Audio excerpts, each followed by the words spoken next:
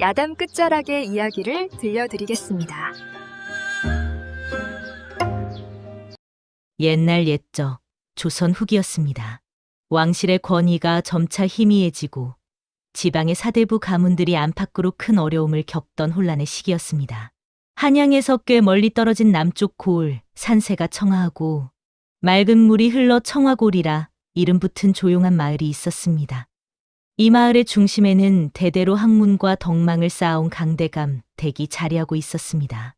강대감은 살아생전 마을 사람들의 존경을 한 몸에 받았으나 3년 전 병환으로 급작스레 세상을 떠나고 말았습니다.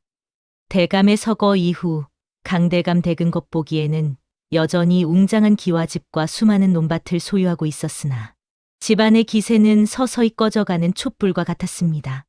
집안에 대들보였던 대감이 사라지자 그 빈틈을 노리는 탐욕스러운 시선들이 그림자처럼 들이우기 시작했습니다.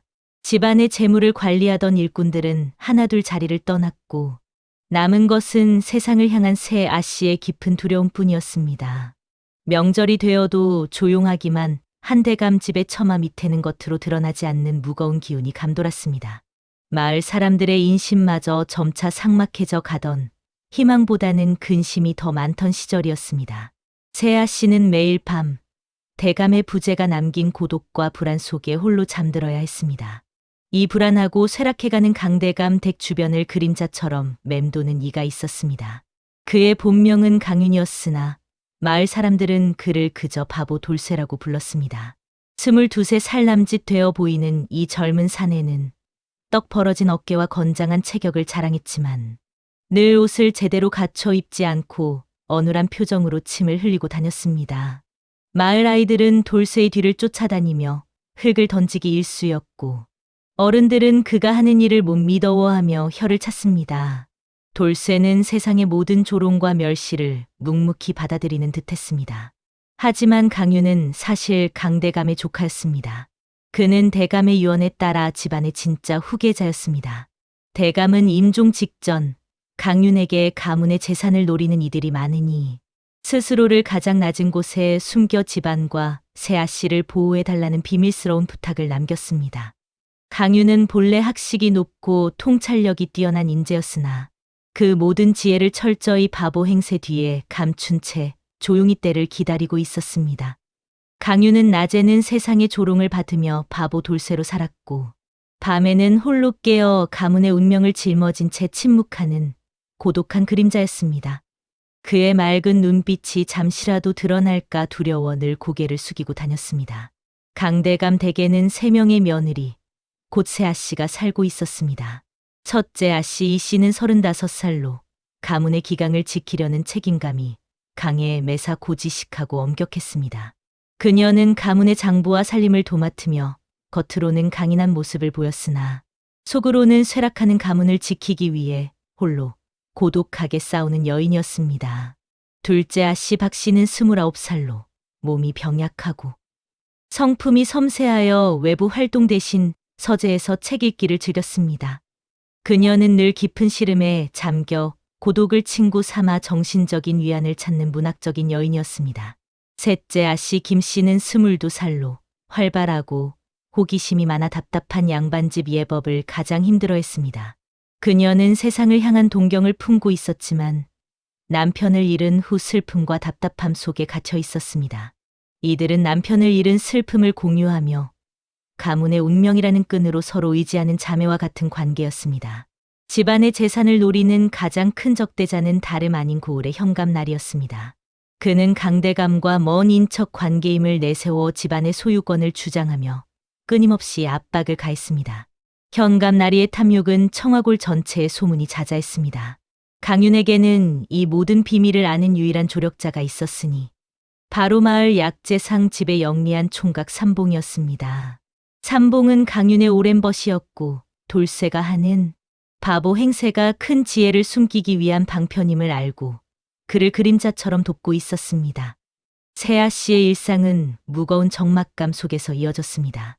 첫째 이씨 아씨는 밤이 깊도록 기름 등잔 밑에서 장부를 들여다보며 셈을 했습니다. 장부의 숫자는 늘 빚과 부채를 가리키고 있었고 그녀의 어깨는 책임감의 무게로 무거웠습니다. 둘째 박씨아 씨는 서재에서 고독한 시를 읽다가도 이따금 깊은 한숨을 쉬며 고독을 견뎠습니다. 가슴 속에 맺힌 답답함이 그녀의 병세를 더욱 깊게 만드는 듯했습니다. 셋째 김씨아 씨는 규방의 작은 창살 틈으로 바깥 세상을 훔쳐보며 자유에 대한 갈망을 달래곤 했습니다. 한편 현감 나리의 압박은 점차 노골적이 되었습니다. 현감은 그의 신복들을 대감집 주변에 배치하여 대감집 문 앞을 지나는 모든 이들을 감시했습니다. 마을에는 강대감 댁의 재산이 곧 나라에 몰수될 것이라는 섬뜩한 소문이 돌았습니다. 세아 씨는 외부의 위협뿐 아니라 자신들의 힘으로는 이 거대한 위기를 감당할 수 없다는 무력감에 고통받았습니다. 바로 그때 바보 돌쇠는 마을 어귀의 큰 바위 위에 앉아 종일토록 햇볕을 쬐며 알 수 없는 소리를 중얼거렸습니다. 그 모습은 곧 닥쳐올 큰 사건을 알리는 미세하고 불길한 전조였습니다. 어느 날 늦은 봄의 볕이 가장 뜨거웠던 한낮이었습니다. 현감 나리의 신복과 건장한 군졸 10댓명이 무기를 들고 대문 밖을 부술듯이 두드리고 들어왔습니다. 그들의 얼굴에는 돈을 향한 탐욕과 오만함이 가득했습니다. 신복들은 곧장 첫째 아씨 이씨 앞에 서서 집문서와 땅 문서를 당장 내놓으라고 으름장을 놓았습니다. 이씨 마님, 강대감 댁의 모든 재산은 이미 현감 나리께 귀속될 운명. 순순히 문서를 내놓아 대감 나리를 편안하게 해드려야 할 것이오. 만약 거역한다면 영모죄로 다스릴 것이오. 신복들의 험악한 목소리가 대감 집의 고요한 공기를 찢어발겼습니다. 세아 씨는 창백하게 질렸습니다.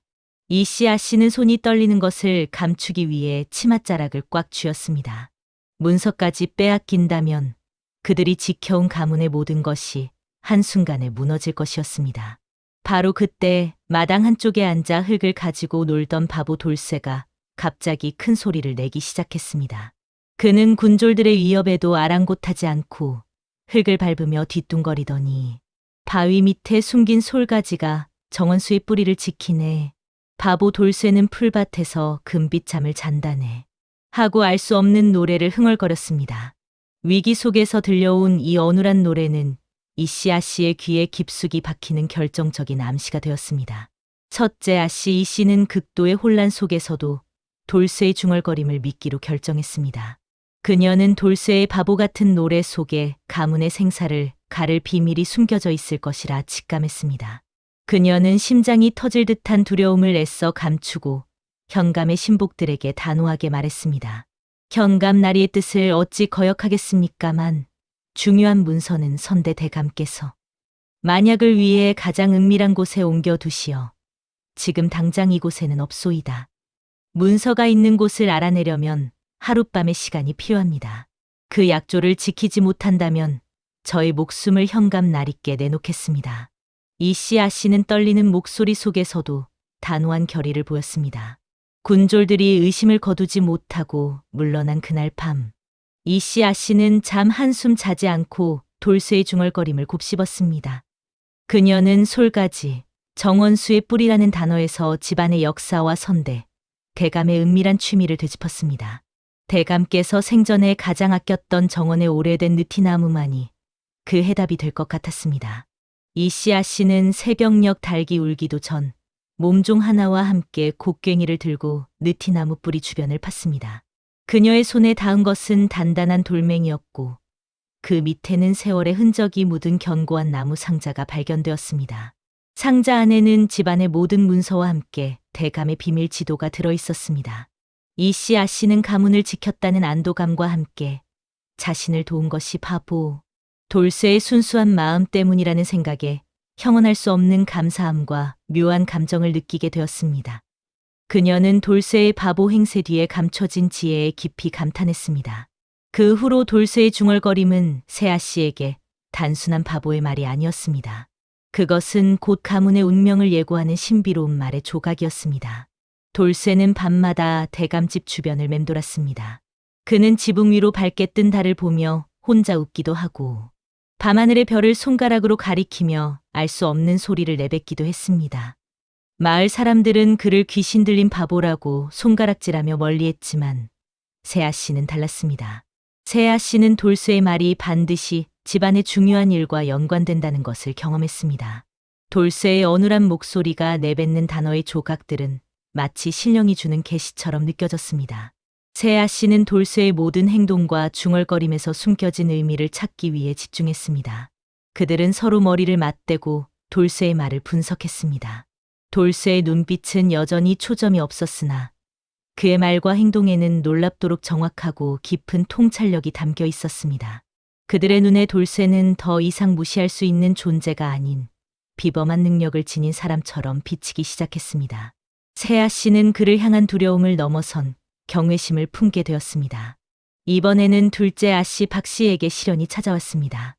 박 씨 아씨는 본래 몸이 약하고 기가 허했습니다. 연이은 가문의 위협과 무거운 정적 속에서 지내던 그녀에게 늦은 장마철이 시작되자 병세가 깊어졌습니다. 박 씨 아씨는 갑자기 몸살을 앓더니 원인 모를 고열에 시달리며 사흘 밤낮을 의식 없이 보냈습니다.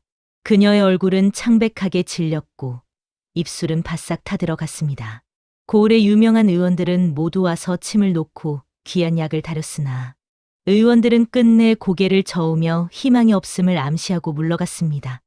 세아 씨는 가문의 위기뿐 아니라 생명까지 이를 위기에 처하자 깊은 절망에 빠졌습니다. 모두가 포기하려 할 때 마당 한쪽에 앉아 햇볕에 말린 나무를 만지작거리던 돌쇠가 또다시 중얼거렸습니다.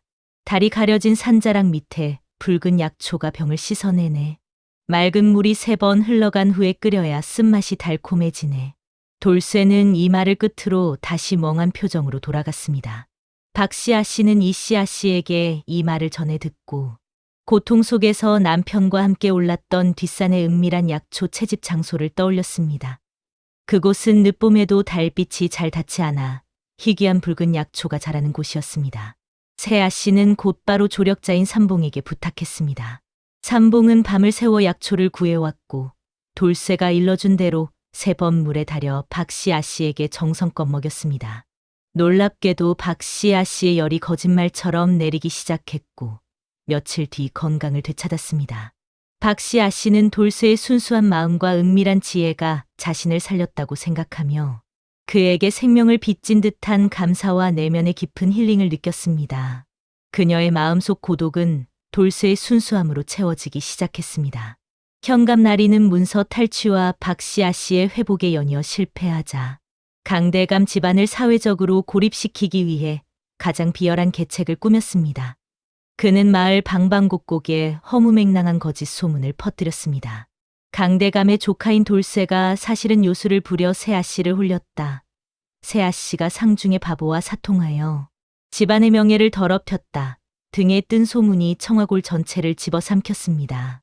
마을 사람들은 세아 씨를 향해 손가락질했고 대감집은 외로운 섬처럼 고립되었습니다. 현감 나리는 여론을 악화시켜 강압적으로 집을 빼앗으려는 치졸한 계책을 썼습니다. 세아 씨는 소문 때문에 억울함에 치를 떨었으나 이제 돌쇠의 중얼거림이 가문의 생존을 위한 절대적인 열쇠임을 확신했습니다. 그들은 더 이상 마을 사람들의 시선이나 현감 나리의 횡포에 굴하지 않았습니다. 돌쇠의 말은 그들의 삶의 등대가 되어 주었습니다. 그들의 인식은 완전히 바뀌어 돌쇠의 모든 행동과 말에서 의미를 찾기 위해 집중했습니다. 세아 씨는 돌쇠를 향한 감사가 깊은 믿음으로 변하는 것을 느꼈고 그들의 마음속에는 돌쇠의 순수함을 지켜주고 싶은 강렬한 보호 본능이 싹트기 시작했습니다. 세아 씨 중에서도 막내 아씨 김 씨는 돌쇠에게 가장 적극적으로 다가갔습니다. 김 씨 아씨는 답답한 규방 생활에 지쳐 있었고 돌쇠의 티 없는 영혼에서 세상의 속박으로부터 벗어난 듯한 해방감을 느꼈습니다. 그녀는 다른 아씨들이 돌쇠에게 느끼는 감사나 연민과 달리 돌쇠에게 숨길 수 없는 순수한 호감을 갖기 시작했습니다. 김씨 아씨는 돌쇠가 지나갈 때마다 먼저 웃어 보였고 그를 위해 가장 맛있는 반찬을 정성껏 챙겨주었습니다. 어느 날 김씨 아씨가 꽃밭에서 돌쇠에게 물었습니다. 돌쇠야, 너는 어쩌면 이리도 마음이 편안해 보이느냐? 이 세상의 복잡하고 더러운 일들이 너에게는 아무렇지도 않으냐? 돌쇠는 침을 흘리며 어눌하게 웃을 뿐이었습니다. 바보는 바보만 보고 마님은 꽃을 보지요. 마님은 고운 꽃과 같습니다. 그의 대답은 어눌했지만 김씨 아씨의 마음을 어루만져 주었습니다. 그녀는 자신이 바보에게 이성적인 감정을 느끼는 것에 혼란스러웠지만 돌쇠의 맑은 눈빛을 볼 때마다 무거운 마음이 씻겨 내려가는 듯한 내적 힐링을 경험했습니다. 세아 씨는 돌쇠라는 존재를 중심으로 서로 더욱 끈끈한 가족의 정을 형성했습니다. 그들의 우애는 돌쇠를 지키기 위한 공동의 목표 앞에서 더욱 단단해졌습니다. 결국 현감 나리는 모든 인내심을 잃고 최후의 수단을 썼습니다. 그는 군졸 수십 명과 횃불, 장작을 이끌고 강대감 집을 완전히 포위했습니다. 현감 나리는 대문 앞에 횃불을 높이 들고 서서 위압적으로 외쳤습니다. 강대감 집안의 영모죄를 묻겠다. 당장 집안의 모든 재물과 비밀 문서를 내놓지 않으면 이 집을 모조리 태워 잿더미로 만들 것이다. 군졸들은 마당 곳곳에 마른 장작을 쌓고 불을 붙였습니다. 불길은 곧 하늘로 솟구칠 듯 타올랐고 매캐한 연기가 마당을 뒤덮었습니다. 불길이 창문에 일렁이는 절망적인 상황이었습니다. 세아 씨는 이제 재산뿐 아니라 자신들의 목숨마저 위협받는 절체절명의 위기에 빠졌습니다. 이 상황에서 타협은 없었고 가문을 지키기 위해서는 큰 희생이 필요했습니다. 불길이 활활 타오르는 것을 보며 세아 씨는 공포에 떨었지만 동시에 단호한 결의를 다졌습니다. 가문의 운명이 걸린 모든 것을 걸어야 하는 마지막 순간이었습니다. 절망적인 불길 속에서 돌쇠는 갑자기 정신이 든 사람처럼 마당 한가운데로 뛰어들었습니다. 그는 군졸들의 위협에도 아랑곳하지 않고 흙바닥에 나뭇가지로 급히 간략한 지도를 그렸습니다. 지도는 북쪽 산의 형세를 단순하게 담고 있었습니다. 돌쇠는 손가락으로 북쪽 산을 가리키며 큰 소리로 외쳤습니다. 그의 목소리에는 그동안 숨겨왔던 강력한 힘이 담겨 있었습니다. 북쪽 산구름 아래에 비단결이 숨겨져 있다. 5해 전에 심은 소리피 비밀을 지킨다. 돌쇠는 이 말을 끝으로 다시 침을 흘리며 주저앉았습니다. 세아 씨는 놀라움과 함께 그를 붙잡고 울었습니다. 그 순간 첫째 아씨 이 씨는 돌쇠가 그린 지도와 중얼거린 말에서 결정적인 암시를 발견했습니다. 이 씨 아씨는 대감이 생전에 북쪽 산 깊은 곳에 가문의 미래를 좌우할 진짜 유언장을 숨겨두었음을 직감했습니다. 비단결은 유언장에 쌓인 비단 보자기를, 소리픈 유언장을 지키는 암호를 뜻하는 것 같았습니다. 이 비밀이 현감 나리의 탐욕을 막을 유일한 희망이었습니다. 세아 씨는 이제 더 이상 운명에 순응하는 나약한 여인들이 아니었습니다. 그들은 돌쇠의 은밀한 지혜를 통해 용기를 얻었고 자신들의 운명을 스스로 개척하겠다는 강한 결의를 다졌습니다. 가문의 문서와 명예뿐 아니라 자신들의 생명과 돌쇠의 안전까지 걸린 문제였습니다. 더는 현감 나리의 횡포를 보고만 있을 수 없습니다. 설령 목숨을 잃더라도 우리 손으로 가문의 마지막 비밀을 찾아 지켜야 합니다. 이대로 앉아 죽을 수는 없습니다. 셋째 아씨 김씨가 결연한 목소리로 말했습니다. 세아 씨는 즉시 북쪽 산으로 향할 계획을 세웠습니다. 그들은 돌쇠가 바보 행세를 하는 이유를 알 수 없었으나 그가 자신들을 진심으로 위하고 있다는 믿음에는 변함이 없었습니다. 그들은 최종 실현을 앞두고 나약했던 과거의 자신들과 완전히 작별했습니다. 그들의 눈빛에는 가문을 향한 책임감과 돌쇠를 향한 굳건한 믿음이 담겨 있었습니다. 이 내적 성장은 그들이 앞으로 겪을 모든 고난을 이겨낼 힘이 되었습니다. 북쪽 산으로 향하는 길목, 세아 씨는 숲속에서 예상치 못한 인물을 마주했습니다. 돌쇠였습니다. 돌쇠는 현감 나리의 군졸들의 눈을 피해 밤중에 은밀한 옷차림으로 세아 씨 앞에 나타났습니다. 이번에는 침을 흘리거나 어눌한 소리를 내지 않았습니다. 그의 눈빛은 어둠 속에서도 별처럼 맑았고 목소리는 단호하고 힘찼습니다. 마님들, 이제 제가 더 이상 바보 행세를 할 이유가 없습니다. 저를 용서하여 주십시오. 저는 강대감님의 조카이자 이 집의 진짜 후계자 강윤입니다. 세아 씨는 충격과 놀라움, 그리고 안도감으로 말을 잇지 못했습니다. 그들이 연민과 호감을 느꼈던 바보 머슴이 실은 그들을 지키려 신분을 숨긴 집안의 진짜 도련님이었다니. 강윤은 자신이 바보 행세를 할 수밖에 없었던 이유와 대감의 유언, 그리고 재산을 노리는 외부 세력의 위협을 모두 설명했습니다. 세아 씨는 그동안 자신들을 진심으로 지켜온 강윤의 희생과 지혜에 깊이 감동했고, 강윤을 향한 마음은 의심할 여지 없는 가장 깊고 순수한 사랑이 되었습니다. 그들의 운명은 이 순간 완전히 새로운 방향으로 바뀌었습니다. 강윤이 정체를 밝히고 세아 씨와 함께 유언장을 찾으려는 순간, 뒤를 쫓아온 현감 나리의 신복들에게 포위당했습니다. 현감 나리는 이미 강윤의 정체를 짐작하고 있었습니다. 하하하, 내 이놈. 바보 행세하며 가문을 속이고 여인들을 희롱한 죄를 물을 것이다. 내 놈의 머리통을 쪼개 바보의 머릿속을 보여주마. 당장 재산을 내놓지 않으면 내 놈을 영모죄로 몰아 거열형에 처할 것이다. 현감 나리가 탐욕스러운 웃음을 터뜨리며 포효했습니다. 강윤은 즉시 포박되었고 세아 씨는 무력하게 그 모습을 지켜볼 수밖에 없었습니다. 재산뿐 아니라 자신들의 운명을 바꿀 수 있었던 강윤의 생명마저 위협받는 절망적인 상황이었습니다. 군졸들은 강윤을 험하게 끌고 갔고 세아 씨는 땅이 꺼지는 듯한 절망감 속에서 주저앉았습니다. 강윤은 포박된 채 고개를 들었습니다.